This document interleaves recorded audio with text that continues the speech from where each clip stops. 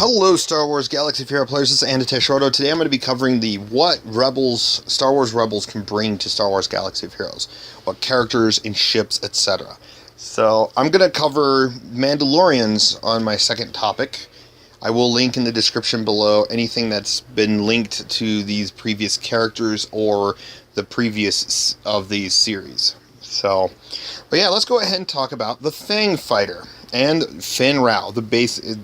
I feel like Finn Rau could be kind of like a Wedge Antilles, especially since with Finn we also have the Journeyman Protectors. I feel like the guy with the darker blue could be like a Captain Commander, and then we'd have the other ones, or just maybe we just get 2 and not 3, and we can have kind of a Wedge Biggs kind of similarity for the dark side. No, these would not be Imperial tag; they'd be Mandalorians. Great, so we'd have like a Wigs Mandalorian type of effect. But it'd be a Finn and a Journeyman Protectors, and of course they would have the Mandalorian ships as well. So next we would have Finn Rau. I want to call this one kind of a rebel. I can see him having a rebel tag because he would work with rebels, but he's more. This is after the Journeyman Protectors had been wiped out from Gar Saxon, so adding him in with this cool armor, the jetpack, and everything, I think it'd be kind of cool to see. You could definitely see it's way different than his pilot variation. So, giving a Gar Saxon the Lone Protector or something name. I don't know what they would name him, because there could be a lot of different names that would link to this. The Lone Journeyman. I don't know. But yeah, having Finn Rau, 2 variations of Finn Rau would not be bad. Especially since I feel like KOTOR should introduce the Mandalorians, and then Rebels kind of bring some into the game into the game as well. So we'll see if that ever happens, or they may just start throwing just random Rebels or Mandalorians in the game, which I still hope they do. Next we have Tristan Wren. I feel like this character we can have 2 variations as well, a dark side and a light side variation, and one that's an Imperial Super Commando, which you could theoretically, if in my previous video I talked about adding Tiber Saxon and what was it, Captain Hark or something, and then we add Tristan Wren. He would be the last of the Imperial at least named Super Commandos that could make it, so we can have an Imperial Super Commando type squad in the game. So that'd be kind of cool. So yeah, we'd have a dark side and light side variation. I think that'd be kind of really cool to see. An Imperial, and then an Imperial Mandalorian, and then just a then just a Mandalorian with his armor up here in the top left. I think that is definitely probably his main armor, but when he became an Imperial Super Commando, you had to have some sort of different armor. Next would be Ursa Wren.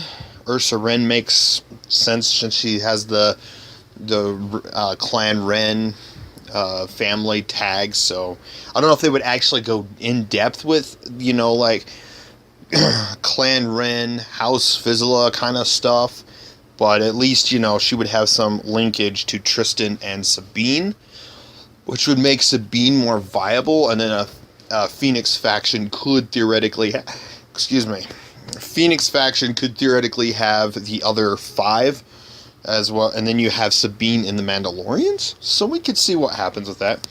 And then finally Bo-Katan. I think these are just the big named characters from Star Wars Rebels that are Mandalorians. Yes, there were some other Mandalorians here and there. Hence the fact I talked about the Journeyman Protectors. Maybe she could come in with a couple of her squad mates, like the 2 on picture.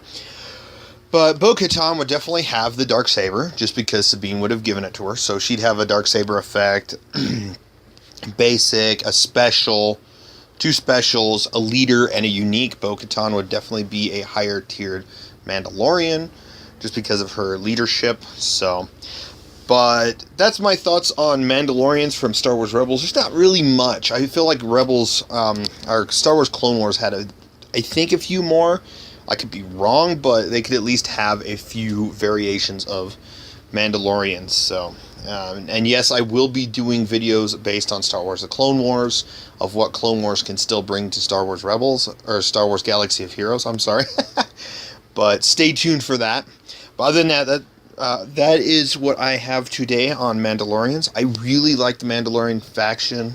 It's like I think it's my favorite faction. If there was like a three-way tie between Jedi, Sith, and Mandalorian, I'd go Mandalorian. Because yes, some Mandalorian areas, clans, and stuff did it's not recruit, it's adopt, like Cal Skirata from Star Wars: The Republic Commando series novels. He adopted a Jedi that came into being a Mandalorian. So Jedi and or Sith being Mandalorian could be very scary, very scary to fight against. They're way unpredictable because they can use their just their lightsaber. They can use force powers, but then they also have other tech that they can use. Like if you've seen when Sabine was training with Kanan of the Darksaber, she used that little pulse blast from her wrist rocket or her gauntlet. So some of these characters could have those type of effects. Who knows? But other than that, let me know what you guys think in the comments below about Mandalorians coming to Star Wars Galaxy of Heroes from Star Wars Rebels, the TV show. Thanks for watching, and you guys have a wonderful day.